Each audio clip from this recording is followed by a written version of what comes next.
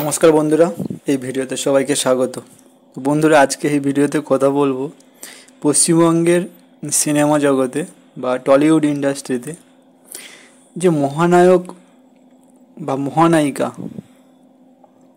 যে উপাধিটা রয়েছে, সেই উপাধিটা নিয়ে বর্তমানে এখন ছেলে খেলা চলছে বন্ধুরা। তো এই উপাধিটা কারা পাবে কারা পাবে না ভাবনা চিন্তা সেটা বন্ধুরা আপনাদের সাথে শেয়ার করছি। তো মহানায়ক কে? উত্তম কুমার। মহানায়িকা কে? সুচিত্রা সেন। তো তাদের যে লেভেলের বন্ধুরা, তাদের যে লেভেলের যে অভিনয়, তাদের যে অ্যাক্টিং, মানে মানুষকে দেখলে মানুষ চমৎকার হয়ে যায় এবং তাদের অ্যাক্টিংয়ের মধ্যে মানুষ মানে একটা ঔদ্ধত্যপূর্ণতা দেখে যে অ্যাক্টিং কাকে বলে, অ্যাক্টিং কিভাবে করতে হয়, অ্যাক্টিং কত ধরনের হয়ে থাকে।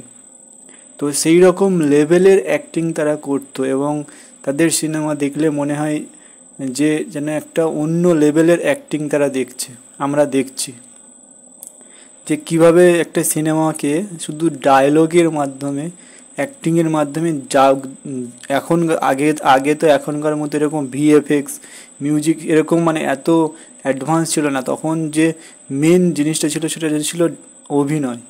তো তাদের সেই অভিনয়টা ছিল, তাই জন্য তারা মহানায়ক বা মহানায়িকা নামে পরিচিত হয়েছে বন্ধুরা। তো এখন বর্তমানে কিছু এই মহানায়ক মহানায়িকার নামে যে মানে পুরস্কারটা রয়েছে, উপাধিটা, তো সেটা নিয়ে ছেলে খেলা চলছে। কেন বলছি বন্ধুরা, কয়েকটা আমি নাম বলছি।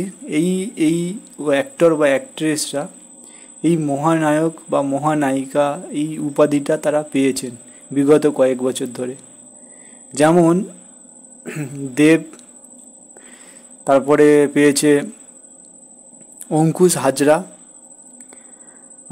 সোহম, মিমি চক্রবর্তী, সায়ন্তিকা, রচনা ব্যানার্জি।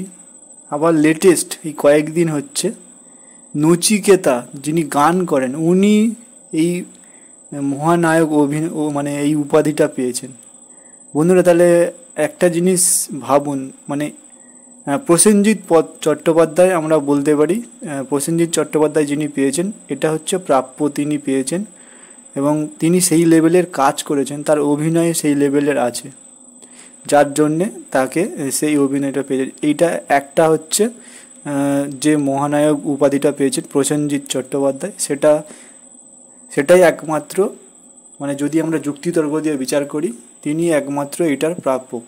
বা সৌমিত্র চট্টোপাধ্যায় যিনি ছিলেন, তখন তিনি বেঁচে ছিলেন, তখনও তাকে এই উপাধিটা দেওয়া হয়নি। এটা এটা হচ্ছে সৌমিত্র চট্টোপাধ্যায় সবার আগে পাওয়ার কথা ছিল।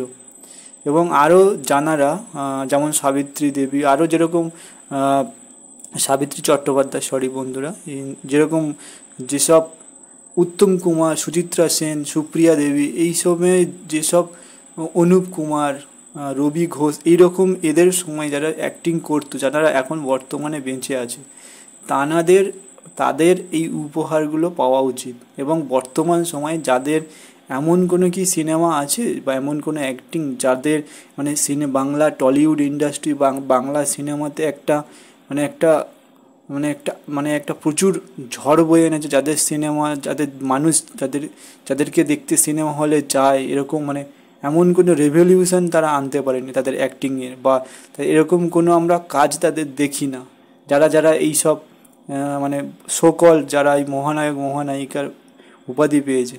তো এটাই হচ্ছে বর্তমানে বন্ধুরা আমার মতামত। তো আমি বর্তমানে যে এই কমিটিটা রয়েছে, যারা এইসব পদবিগুলো দিয়ে থাকে, তাদেরকে আমার যে সাজেশন যেটা থাকবে, যে আপনারা একটু ক্রাইটেরিয়া রাখুন যে কারা এই উপাধিগুলো পাবে, এবং প্লিজ যে ওই লেভেলের উত্তম কুমার, সুচিত্রা সেন, ওর কাছাকাছি না গেলেও অন্তত ধারে কাছে যাবে এরকম অন্তত 70% তো এরকম হবে অ্যাক্টিং স্কিল বা অ্যাক্টিং করেছেন, সেই সমস্ত ব্যক্তিদেরকে দিন প্লিজ।